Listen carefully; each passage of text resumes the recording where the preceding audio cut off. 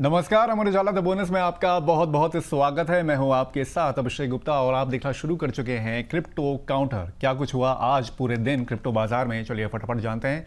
तो आज क्रिप्टो का बाजार जो है वो थोड़ा सा मिला जुला रहा। बिटकॉइन की अगर बात करें तो इसमें करीब करीब 0.20% की यहाँ पर गिरावट देखने को मिली और 77,000 के आसपास ये ट्रेड होता हुआ दिखा है। उसके अलावा अगर कॉइनडेस्क की बात करें यहाँ पर तो इसमें बढ़त देखने को मिली करीब करीब .5% की और ये $2,065 के आसपास ट्रेड रहा।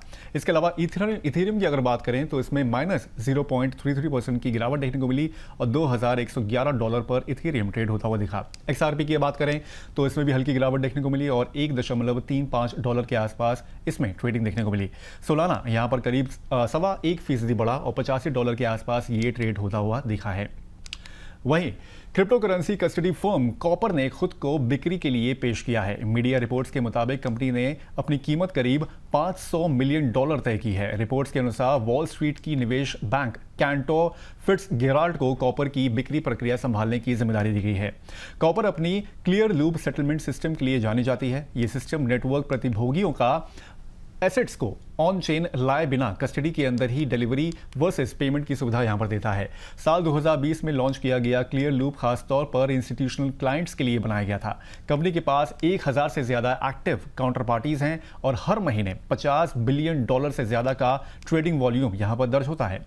कॉपर की बिक्री ऐसे समय में हो रही है जब कंपनी प्रबंधन ने इस साल IPO लाने की योजना को फिलहाल टाल दिया है। दरअसल बिटकॉइन की कीमत $80,000 से नीचे रहने पर पूरे क्रिप्टो मार्केट में कमजोरी की वजह से हाल के महीनों में क्रिप्टो IPO मार्केट की रफ्तार धीमी पड़ी है। हालांकि क्रिप्टो सेक्टर में डील गतिविधियां अभी भी जारी हैं क्योंकि कई क्रिप्टो कंपनियां पारंपरिक वित्तीय संस्थानों के साथ साझेदारी कर रही है।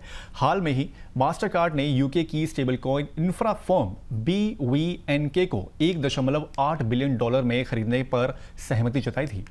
वहीं जापान की सत्तारूढ़ पार्टी लिबरल डेमोक्रेटिक पार्टी यानी कि LDP अब स्टेबल कॉइन्स, टोकनाइज्ड डिपॉजिट्स और ब्लॉकचेन बेस्ड सेटलमेंट सिस्टम्स को देश के वित्तीय इंफ्रा का हिस्सा बनाने पर जोर दे रही है। पार्टी का मानना है कि अगर जापान ने तेजी से कदम नहीं उठाए तो वह विदेशी पेमेंट सिस्टम के मुकाबले पीछे रह सकता है। इस प्रस्ताव में जापान की फाइनेंशियल सर्विसेज एजेंसी यानी कि FSA से अगले 5 वर्षों का रोड मैप तैयार करने को कहा गया है।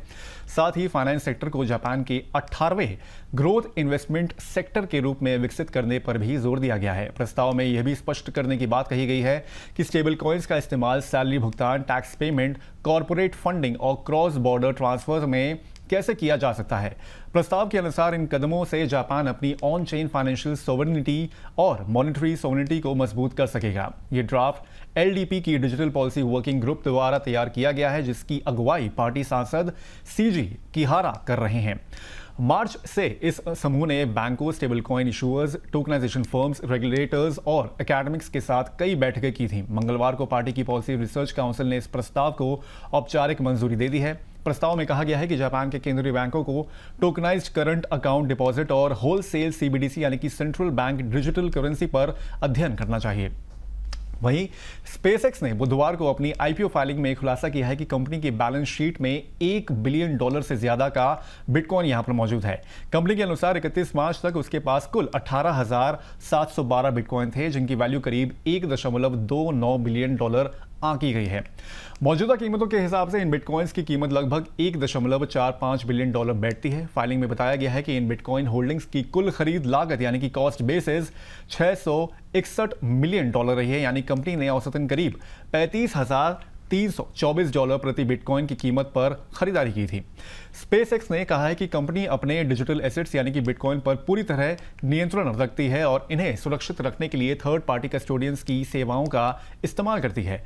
SpaceX के बिटकॉइन होल्डिंग्स को लेकर पहले भी काफी चर्चा होती रही है क्योंकि ऑन चेन डेटा में समय समय पर ट्रांसफर दिखाई देते रहे हैं। हालांकि इस नई फाइलिंग ने पहली बार आधिकारिक पुष्टि कर दी है।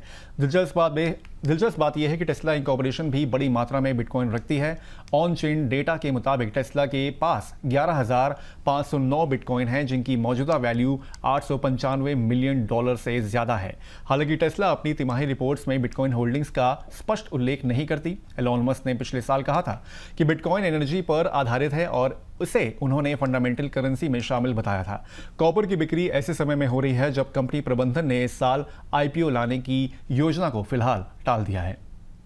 तो आज के क्रिप्टो काउंटर में बस इतना ही। ये शो कैसा लगा हमें कमेंट करके जरूर बताएं। बाकी अब होगी आपसे कल मुलाकात, तब तक के लिए मुझे दीजिए इजाजत। नमस्कार।